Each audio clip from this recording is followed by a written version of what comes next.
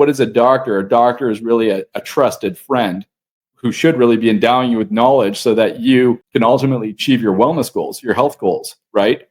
And sometimes that requires medication and things like that. But a lot of handholding and explanation goes a long way. When people don't understand why they're doing things or how to do things or why and all that is not explained and the time isn't taken, it just becomes a very it just becomes a thing where people are just kind of just put on lost.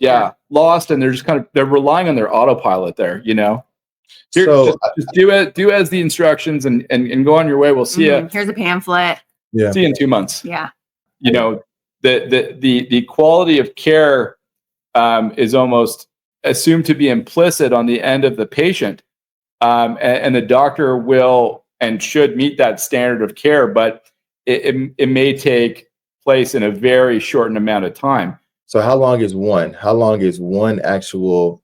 It may be 5 minutes if it's just follow up to review some labs or change some medications, but typically it's no more than 15 minutes. I mean, the doctor's gotta get to the next room. There are people that are already been placed into rooms, and the minute that you miss the beat on the first two, everything else gets backed up. And some doctors don't mind, and some patients don't mind. They'll say, "Hey, I love my doctor.